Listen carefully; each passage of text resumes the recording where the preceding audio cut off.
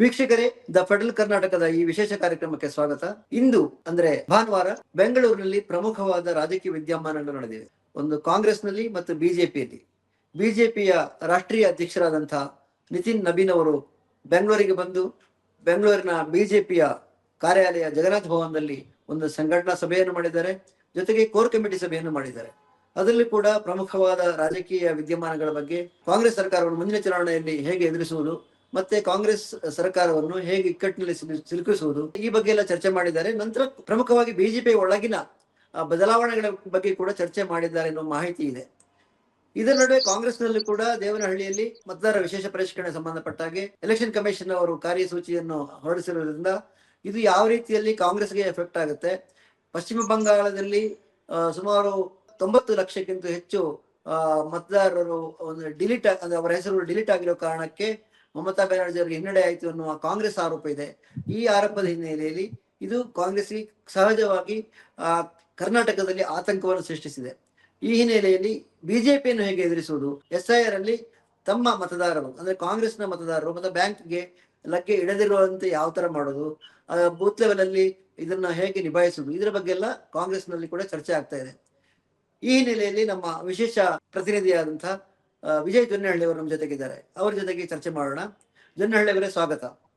Thank you Naveen. ಈಗ ಬಿಜೆಪಿಯ ವಿದ್ಯಮಾನಗಳು ಏನ್ ನಡೀತಾ ಇದಾವೆ, ಇದ್ರ ಬಗ್ಗೆ ನಿಮ್ಮ ವಿವರಣೆ ಏನು? ನವೀನ್ ಅವರೇ, ರಾಜ್ಯ ಬಿಜೆಪಿಗೆ ಇಂದು ಮಹತ್ವದ ಒಂದು ಬೆಳವಣಿಗೆ ಮತ್ತು ರಾಜಕೀಯವಾಗಿ ಸಾಕಷ್ಟು ಪ್ರಾಮುಖ್ಯತೆ ಪಡ್ಕೊಂಡಿರುವಂತದ್ದು. ಯಾಕೆಂತಂದ್ರೆ ಹೈಕಮಾಂಡ್, ಬಿಜೆಪಿಯ ಹೈಕಮಾಂಡ್ ಪಂಚರಾಜ್ಯಗಳ ಚುನಾವಣೆಯ ಬಳಿಕ ಈಗ ಕರ್ನಾಟಕವನ್ನ ರಾಜಕೀಯವಾಗಿ ಟಾರ್ಗೆಟ್ ಮಾಡಿರುವಂತದ್ದು. ತಮ್ಮ ಮುಂದಿನ ರಾಜಕೀಯ ಟಾರ್ಗೆಟ್ ಪೂರ್ಣವಾಗಿ ಫೋಕಸ್ ಇರುವಂತದ್ದು ಕರ್ನಾಟಕದಲ್ಲಿ ಅನ್ನುವಂತಹ ಬಹಳವಾಗಿ ಸ್ಪಷ್ಟವಾಗಿ ನಿರ್ಧಾರವನ್ನು ಕೈಗೊಂಡಿರುವಂತದ್ದು. ಯಾಕೆಂತಂದ್ರೆ ನವೀನ, ಕಳೆದ ಒಂದು 3 ವರ್ಷದಿಂದ ನೋಡ್ತಾ ಇರುವಂತದ್ದು, ರಾಜ್ಯ ಸರ್ಕಾರ, ಕಾಂಗ್ರೆಸ್ ಸರ್ಕಾರ ಅಧಿಕಾರಕ್ಕೆ ಬಂದ ನಂತರ ಅಂದ್ರೆ ಬಿಜೆಪಿ ಕಳೆದ ಬಾರಿ 2023ರಲ್ಲಿ ಅಧಿಕಾರದಲ್ಲಿತ್ತು. ಅಧಿಕಾರ ಹೋದಾಗ್ನಿಂದ ಇಲ್ಲಿಯವರೆಗೂ ಕೂಡ ರಾಜ್ಯ ಬಿಜೆಪಿಯಲ್ಲಿ ಏನೆಲ್ಲ ಬೆಳವಣಿಗೆಗಳು, ಆಂತರಿಕ ಗೊಂದಲಗಳು ಇವೆಲ್ಲ ಆದ್ರೂ ಕೂಡ ರಾಜ್ಯ ಬಿಜೆಪಿ ಕಡೆ ಅಷ್ಟೊಂದು ಗಮನ ಹರಿಸಿರ್ಲಿಲ್ಲ. ಗಮನ ಹರಿಸಿದ್ರು ಕೂಡ ಒಂದ್ ರೀತಿಯ ತೀವ್ರತರವಾಗಿ ಗಮನ ಹರಿಸಿರ್ಲಿಲ್ಲ. ಆದ್ರೆ ಪಂಚರಾಜ್ಯಗಳ ಚುನಾವಣೆ ಮುಗೀತು. ಮುಂದಿನ ಚುನಾವಣೆಗೆ 2028ರ ವಿಧಾನಸಭಾ ಚುನಾವಣೆಗೆ ಇನ್ನು 2 ವರ್ಷನೂ ಕೂಡ ಇಲ್ಲ. ಯಾಕಂದ್ರೆ ಮೇ 20ಕ್ಕೆ 3 ವರ್ಷ ಸರ್ಕಾರಕ್ಕೆ ತುಂಬಿರುವಂತದ್ದು. ಇನ್ನು 2 ವರ್ಷನೂ ಕೂಡ ಇಲ್ಲ. 2 ವರ್ಷ ಇನ್ನು ಚುನಾವಣೆ, ಮುಂದಿನ ಚುನಾವಣೆಗೆ ಬಿಜೆಪಿ ಹೈಕಮಾಂಡ್ ಈಗಲೇ ಕೂಡ ಅಖಾಡಕ್ಕೆ ಧುಮುಕಿರುವಂತದ್ದು. ಬಿಜೆಪಿಯ ರಾಷ್ಟ್ರೀಯ ಅಧ್ಯಕ್ಷರು ನಿತಿನ್ ನಬೀನ್ ಅವರು ಮೊದಲ ಬಾರಿಗೆ ರಾಜ್ಯಕ್ಕೆ ಆಗಮಿಸಿರುವಂತದ್ದು ಅಧ್ಯಕ್ಷರಾದ ಬಳಿಕ. ಅದರಲ್ಲೂ ರಾಷ್ಟ್ರೀಯ ಅಧ್ಯಕ್ಷರು ರಾಜ್ಯ ಬಿಜೆಪಿ ಕಚೇರಿಗೆ ಬಂದು ಶಾಸಕರ, ಸಂಸದರ ಮತ್ತು ಕೋರ್ ಕಮಿಟಿ ಸಭೆಯನ್ನ ನಡೆಸ್ತಾರಂದ್ರೆ ಹೈಕಮಾಂಡ್ ನಿಂದ ಬಹಳ ಸ್ಪಷ್ಟವಾಗಿ ಸಂದೇಶ ಬಂದಿರುವಂತದ್ದು ಮತ್ತು ರಾಜ್ಯ ಬಿಜೆಪಿ ನಾಯಕರಿಗೆ ಬಹಳ ಸ್ಪಷ್ಟವಾಗಿ ಸಂದೇಶ ರವಾನೆ ಮಾಡಿರುವಂತದ್ದು. ಮುಂದಿನ ಚುನಾವಣೆಗೆ ನೀವ್ ಅಂದ್ಕೊಂಡಂತ ರೀತಿಯಲ್ಲಿ ಚುನಾವಣೆ ನಡೆಸೋದಕ್ಕಾಗುದಿಲ್ಲ, ಹೈಕಮಾಂಡ್ ಎಂಟ್ರಿ ಆಗಿದೆ, ಇನ್ನೆಲ್ಲವೂ ಕೂಡ ಹೈಕಮಾಂಡ್ ನೋಡ್ಕೊಳ್ಳಿದೆ ಮತ್ತು ಜೊತೆಗೆ ಹೈಕಮಾಂಡ್ ಈಗ ಅಖಾಡಕ್ಕೆ ಧುಮುಕಿದೆ ಅನ್ನುವಂತ ಬಹಳ ಸ್ಪಷ್ಟ ಸಂದೇಶವನ್ನು ರವಾನೆ ಮಾಡಿರುವಂತದ್ದು. ಇವತ್ತು ನಿತಿನ್ ನಬೀನ್ ಅವರು ಆಗಮಿಸಿದ ಕೂಡಲೇ ಒಂದು ರಾಜಕೀಯವಾಗಿ ಒಂದಷ್ಟು ಒಂದು ಸಂದೇಶಗಳನ್ನು ರವಾನೆ ಮಾಡಿದ್ರು. ಏನಂತಂದ್ರೆ, ಒಂದು ಯಡಿಯೂರಪ್ಪ ಅವರ ನಿವಾಸದಲ್ಲಿ ಬೆಳಗ್ಗೆ ಉಪಹಾರ ಸಭೆಯನ್ನ ಮಾಡಿದ್ರು. ಆ ಮೂಲಕ ಯಡಿಯೂರಪ್ಪ ಅವರನ್ನ ಒಂದು ರೀತಿಯಲ್ಲಿ ವಿಶ್ವಾಸಕ್ಕೆ ತೆಗೆದುಕೊಳ್ಳುವಂಥದ್ದು ಮತ್ತು ಯಡಿಯೂರಪ್ಪ ಅವರ ಮನೆಗೆ ಹೋಗಿ ಉಪಹಾರ ಸೇವಿಸಿದ ನಂತರ ಒಂದು ಸಂದೇಶ ರವಾನೆ ಮಾಡಿರುವಂತದ್ದು. ಹೈಕಮಾಂಡ್ ನಿಂದ ಯಡಿಯೂರಪ್ಪ ಅವರನ್ನ ಕಡೆಗಣಿಸಿಲ್ಲ ಅನ್ನುವಂಥದ್ದು. ಅದಾದ ಬಳಿಕ ನೇರವಾಗಿ ಬಿಜೆಪಿ ಕಚೇರಿಗೆ ಬಂದ್ರು. ಬಿಜೆಪಿ ಕಚೇರಿಗೆ ಬಂದು ಶಾಸಕರ ಸಭೆಯನ್ನ ನಡೆಸಿದ್ರು, ಸಂಸದರ ಸಭೆಯನ್ನ ನಡೆಸಿದ್ರು. ಅಲ್ಲಿ ಸಂಘಟನಾತ್ಮಕ ಸಭೆ, ಬಹಳ ಸ್ಪಷ್ಟವಾಗಿ ಅವರಲ್ಲಿ ಅಜೆಂಡಾ ಇರುವಂತದ್ದು ಪಕ್ಷದ ಸಂಘಟನೆ, ಮುಂದಿನ ಚುನಾವಣೆಗೆ ಪಕ್ಷವನ್ನ ಹೇಗೆ ಬಲಪಡಿಸಬೇಕು ಅನ್ನುವಂಥದ್ದು. ಬಿಜೆಪಿಯ ರಾಷ್ಟ್ರೀಯ ಅಧ್ಯಕ್ಷ ನಿತಿನ್ ನಬೀನ್ ಅವರು ಈ ಬಗ್ಗೆ ಏನು ಹೇಳ್ತಾರೆ ಕೇಳೋಣ. पिछले 3 वर्षों में कर्नाटका की सरकार ने यहाँ की जनता को धोखा देने का काम किया है, यहाँ की जनता के साथ विश्वासघात किया है और उनके आपसी कलह के कारण जनता के हितों के काम दूर है। जनता के हितों से यहाँ की सरकार को कोई लेना देना नहीं है। यहाँ के नेता जो यहाँ की सरकार चला रहे हैं वो केवल सरकार को अपने लिए, सत्ता को अपने लिए साधन बनाकर यूज कर रहे हैं। ಅದಾದ ಬಳಿಕ ಕೋರ್ ಕಮಿಟಿ ಸಭೆ ನಡೆಸಿದ್ರು. ನವೀನ್ ಅವರು, ಇಲ್ಲಿ ಬಿಜೆಪಿ ಶಾಸಕರ ಮತ್ತು ಸಂಸದರ ಸಭೆಯಲ್ಲಿ ಖಡಕ್ ಸೂಚನೆಗಳನ್ನ ಕೊಟ್ಟಿರುವಂತದ್ದು. ಅದು ಅಂದ್ರೆ ಕ್ಲೋಸ್ ಡೋರ್ ಮೀಟಿಂಗು, ಎಲ್ಲರೂ ಕೂಡ ಇರುವಂತ ಶಾಸಕರು ಮತ್ತು ಸಂಸದರಿದ್ರು.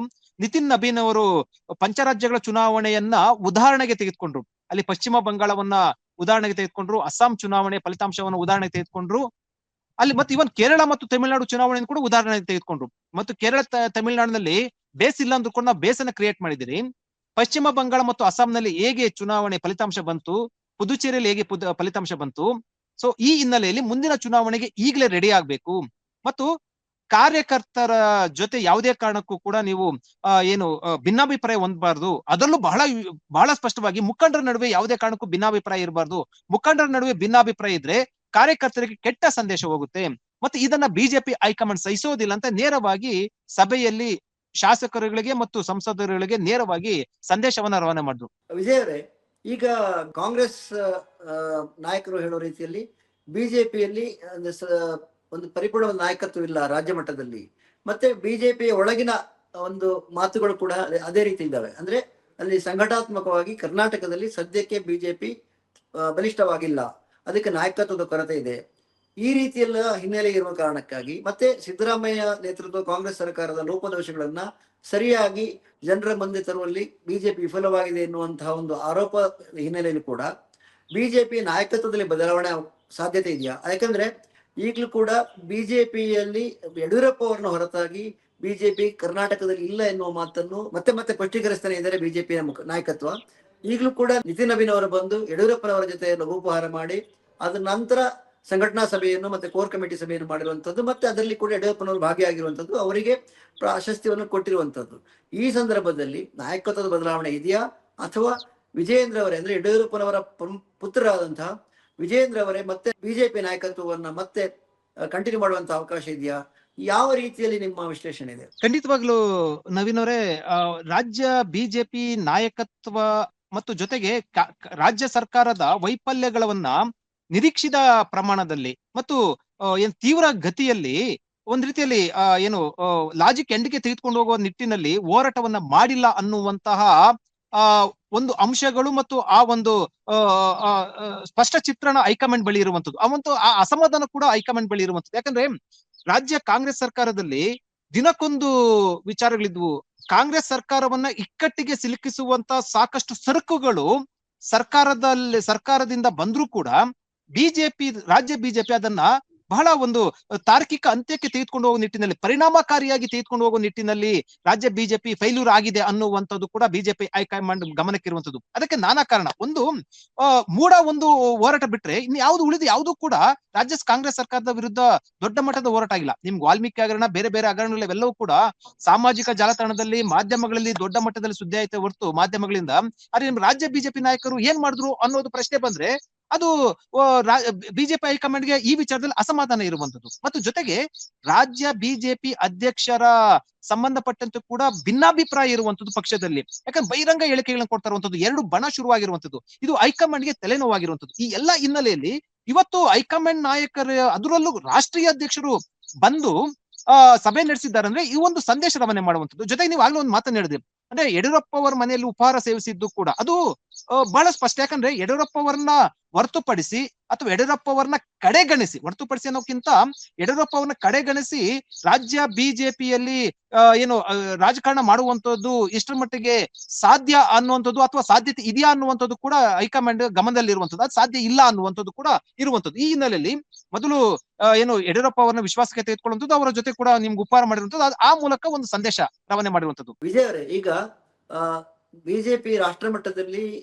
ನರೇಂದ್ರ ಮೋದಿ ಅವರು, ಅಮಿತ್ ಶಾ ಅವರು ತುಂಬಾ ಪ್ರಬಲವಾದಂತ ನಾಯಕರು. ಬಿಜೆಪಿಯ ತುಂಬಾ ಪ್ರಬಲ ನಾಯಕತ್ವ ಇದೆ ಕೇಂದ್ರದಲ್ಲಿ.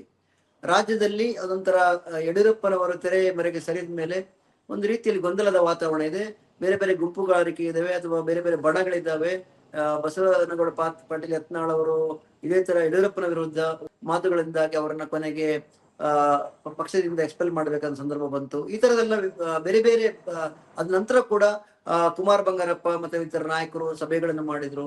ಈ ರೀತಿಯಲ್ಲಿ ಒಂದು ರೀತಿಯಲ್ಲಿ ಗೊಂದಲವಾದ ವಾತಾವರಣ ಇದೆ. ಬಿಜೆಪಿ ಒಂದು ವಿರೋಧ ಪಕ್ಷವಾಗಿ ಕೆಲಸ ಮಾಡೋದಕ್ಕಿಂತ ಹೊರತಾಗಿ ಕೂಡ ಬಿಜೆಪಿ ಒಳಗೇನೆ ವಿರೋಧಿ ಪಕ್ಷಗಳು ಅಂದ್ರೆ ಒಂದೊಂದು ಗುಂಪುಗಳು, ವಿರೋಧಿ ಗುಂಪುಗಳು, ಅಲ್ಲೇ ಬಿಜೆಪಿ ಒಂದು ಕಂಟಕ ಅನ್ನುವ ರೀತಿಯಲ್ಲಿ ವಾತಾವರಣ ಬಿಜೆಪಿಯಲ್ಲಿದೆ.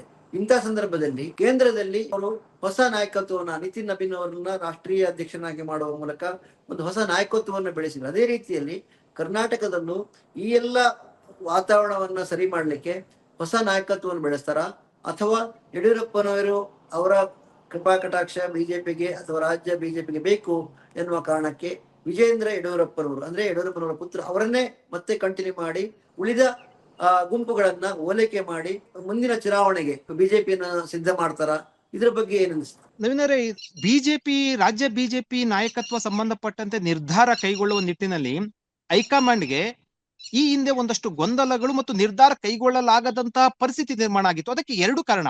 ಒಂದು, ಬೇರೆ ಎಲ್ಲ ರಾಜ್ಯಗಳು ಕೂಡ ಅವ್ರು ಚಿಟಿಕೆ ಹೊಡೆಯೋದ್ರಲ್ಲಿ ನಿಮಗೆ ನಾಯಕತ್ವ ವಿಚಾರ ಸಂಬಂಧಪಟ್ಟಂತೆ ಅಸಮಾಧಾನ ಬಗೆಹರಿಸುವ ನಿಟ್ಟಿನಲ್ಲಿ ಕೂಡ ಎಲ್ಲವೂ ಕೂಡ ಬಗೆಹರಿಸ್ತಾ ಇತ್ತು. ಆದ್ರೆ ಕಳೆದ 3-4 ವರ್ಷಗಳಿಂದ ನೋಡ್ತಾ ಇರುವಂತದ್ದು, ಅಧಿಕಾರದಲ್ಲಿ ಇದ್ದಾಗ್ಲೂ ಕೂಡ, ಬಿಜೆಪಿ ಅಧಿಕಾರದಲ್ಲಿ ಇದ್ದಾಗ್ಲೂ ಕೂಡ ಯಡಿಯೂರಪ್ಪ ವಿರುದ್ಧ ಸಾಕಷ್ಟು ಅಸಮಾಧಾನ ಬಹಿರಂಗವಾಗಿ ಹೇಳಿದ್ರು ಕೂಡ ಏನು ಕ್ರಮ ಕೈಗೊಳ್ಳಲಾಗದಂತಹ ಪರಿಸ್ಥಿತಿಯಲ್ಲಿ ಹೈಕಮಾಂಡ್ ಇತ್ತು. ಅದಕ್ಕೆ ಎರಡು ಕಾರಣ. ಯಾಕಂದ್ರೆ ಹಿಂದೆ ಯಡಿಯೂರಪ್ಪ ಅವರ ವಿರುದ್ಧ ಅಥವಾ ಯಡಿಯೂರಪ್ಪ ಅವರನ್ನ ಕಡೆಗಣಿಸಿ ನಿರ್ಧಾರವನ್ನ ಕೈಗೊಂಡ್ರೆ ಬಿಜೆಪಿಗೆ ನಷ್ಟ ಅನ್ನುವಂಥದ್ದು ಅನುಭವಕ್ಕೆ ಬಂದಿರುವಂತದ್ದು. ಯಾಕಂದ್ರೆ ಹಿಂದೆ ಕೆಜೆಪಿ ಕಟ್ಟಿದಂತ ಸಂದರ್ಭದಲ್ಲಿ ಕೆಜೆಪಿ ಅಧಿಕಾರಕ್ಕೆ ಬರಲಿಲ್ಲ, ಆದ್ರೆ ಬಿಜೆಪಿಯನ್ನ ಸೋಲಿಸುವಲ್ಲಿ ಯಡಿಯೂರಪ್ಪ ಅವರು ಯಶಸ್ವಿ ಆದ್ರು. ಆ ಒಂದು ಆತಂಕ ಈಗ ಇರುವಂತದ್ದು.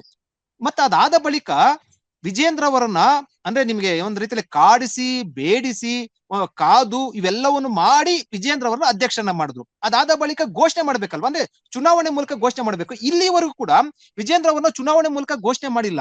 ಒಂದ್ ರೀತಿ ನಳಿನ್ ಕುಮಾರ್ ಕಟೀಲ್ ಅವರ ಅಧ್ಯಕ್ಷರಾಗಿ ಇಳಿದ ಬಳಿಕ ಅವರನ್ನ ನೇಮಕ ಮಾಡಿದ್ರು. ನೇಮಕ ಮಾಡೋ ಪದ್ಧತಿ ಹೇಗಿದೆ ಅಂತಂದ್ರೆ, ರಾಜ್ಯ ಬಿಜೆಪಿಯಲ್ಲಿ ಅಥವಾ ಇಡೀ ಬಿಜೆಪಿಯಲ್ಲಿ ಜಿಲ್ಲಾಧ್ಯಕ್ಷರ ಮೂಲಕ ಚುನಾವಣೆ ನಡೆದು ಆ ಮೂಲಕ ಆಯ್ಕೆ ಮಾಡಬೇಕು. ಇಲ್ಲಿವರೆಗೂ ಕೂಡ ಆಗಿಲ್ಲ ರಾಜ್ಯ ಬಿಜೆಪಿಯಲ್ಲಿ. ಯಾಕೆ ಅಂತಂದ್ರೆ ಗೊಂದಲ ಇರುವಂತದ್ದು. ಮತ್ತೆ ಈ ಗೊಂದಲವನ್ನ ಹೈಕಮಾಂಡ್ ನಾಯಕರು ಬಗೆಹರಿಸುವಲ್ಲಿ ಇಲ್ಲಿ ಈ ಕ್ಷಣದವರು ಕೂಡ ವಿಫಲ ಆಗಿರುವಂತದ್ದು. ಯಾಕೆ ವಿಫಲ ಅಂತಂದ್ರೆ, ಬಹಿರಂಗವಾಗಿ ತೊಡೆ ತಟ್ಟಿದ್ದಂತ ಯತ್ನಾಳ್ ಸೇರಿದಂತೆ ಒಂದಷ್ಟು ನಾಯಕರ ವಿರುದ್ಧ ಕ್ರಮ ಕೈಗೊಳ್ಳೋದಕ್ಕೆ 2-3 ವರ್ಷ ಬೇಕಾಗಿತ್ತು. ಅಂತಿಮವಾಗಿ ಯತ್ನಾಳ್ ಅವರನ್ನ ಅಮಾನತು ಮಾಡಿದ್ರು. ಮತ್ತೊಂದ್ ಕಡೆ ವಿಜೇಂದ್ರ ಬಣದಲ್ಲಿದ್ದಂತ ಒಂದಷ್ಟು ಜನರನ್ನು ಕೂಡ ಕ್ರಮ ಕೈಗೊಂಡಿರುವಂತದ್ದು. ಈ ಹಿನ್ನೆಲೆಯಲ್ಲಿ ಒಂದು ಸಂದೇಶ ರವಾನೆ ಮಾಡಿರುವಂತದ್ದು. ಒಂದ್ ಕಡೆ ವಿಜೇಂದ್ರ ಅವರನ್ನ ಬಿಡೋದಕ್ಕೂ ಆಗೋದಿಲ್ಲ, ಅಂದ್ರೆ ಯಡಿಯೂರಪ್ಪ, ವಿಜೇಂದ್ರ ಅಂದ್ರೆ ಯಡಿಯೂರಪ್ಪ, ಈ ಅಳೆದು ತೂಗಿ ಒಂದಷ್ಟು ಲೆಕ್ಕಾಚಾರಗಳನ್ನ ಆಗ್ತಾ ಇದೆ ಬಿಜೆಪಿ ಹೈಕಮಾಂಡ್. ಯಾಕಂದ್ರೆ ನೀವು ಬೇರೆ ಬೇರೆ ರಾಜ್ಯಗಳೆಲ್ಲ ನೋಡೋದಾದ್ರೆ ನಿಮ್ಗೆ ಈಗ ನಿತಿನ್ ನಬೀನ್ ಅವರು ನೀವು ಹೇಳಿದ್ರೆ, ನಿತಿನ್ ನಬೀನ್ ಅವರು ಕೂಡ ಯಾರು ಕೂಡ ಊಹೆ ಮಾಡಿರಲಿಲ್ಲ ರಾಷ್ಟ್ರೀಯ ಅಧ್ಯಕ್ಷರನ್ನಾಗಿ ಮಾಡಿದ್ರು. ಬಿಜೆಪಿ ಹೈಕಮಾಂಡ್ ಇವೆಲ್ಲವೂ ಕೂಡ ನಿಮ್ಗೆ ಸರ್ಕಸ್ ಅನ್ನ ಮಾಡ್ತಾ ಇರುವಂತದ್ದು, ಸಾಕಷ್ಟು ಲೆಕ್ಕಾಚಾರಗಳನ್ನ ಹಾಕಿರುವಂತದ್ದು.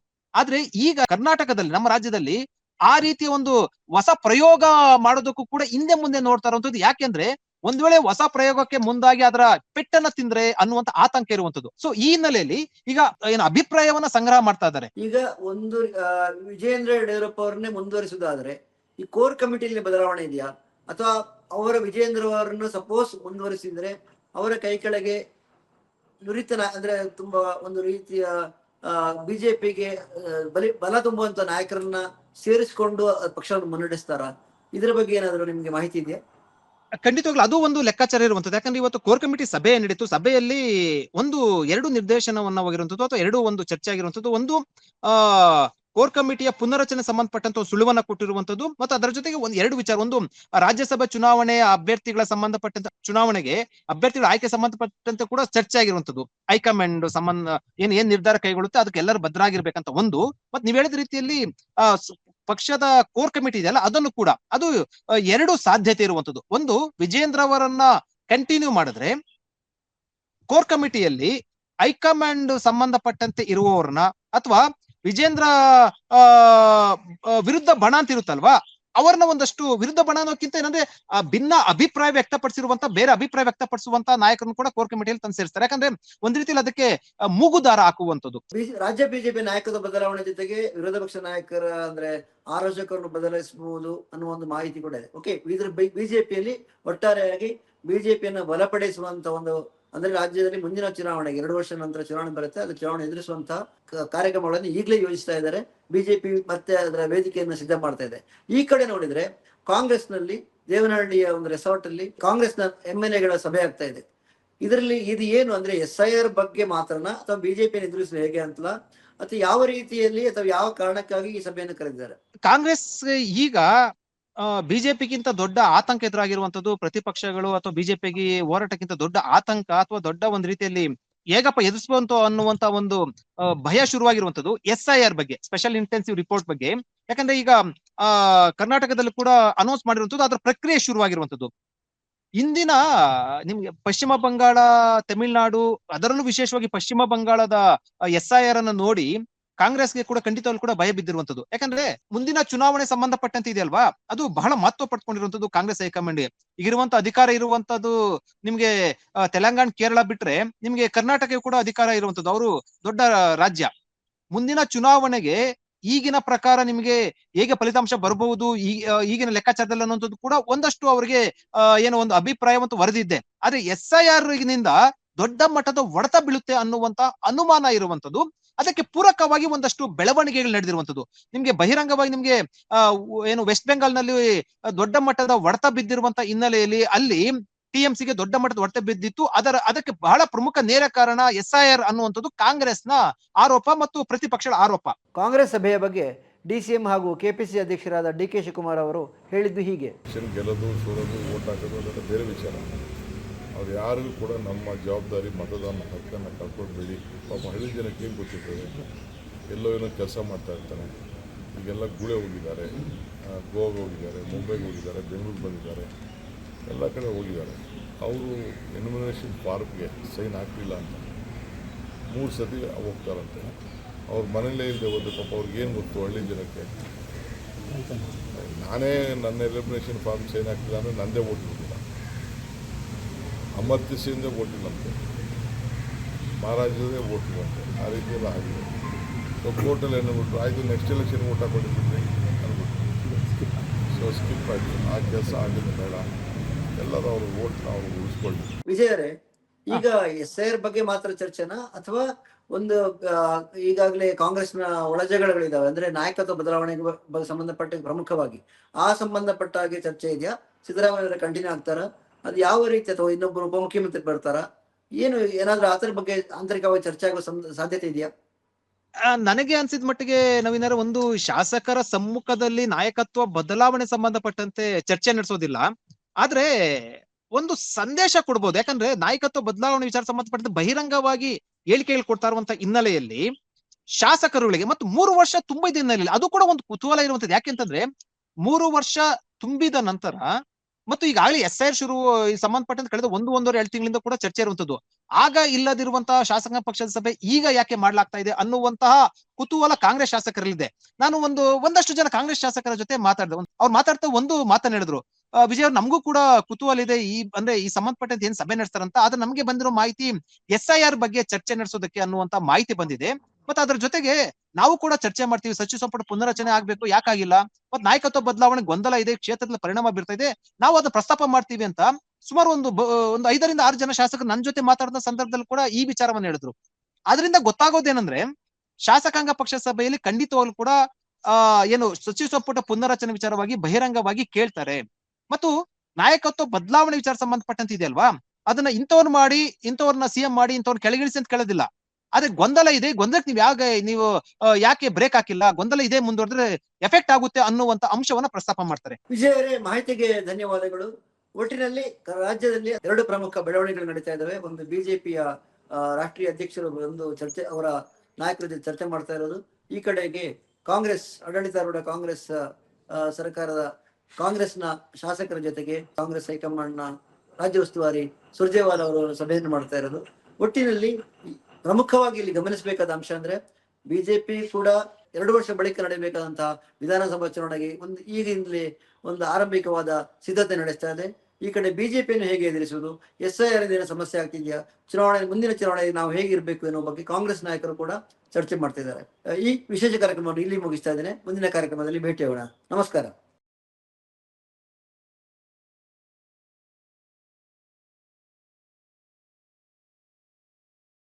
ಹೆಚ್ಚಿನ ಸುದ್ದಿ ಅಪ್ಡೇಟ್ಗೆ ಈಗಲೇ the federal Karnataka YouTube page ಅನ್ನು ಸಬ್ಸ್ಕ್ರೈಬ್ ಮಾಡಿ.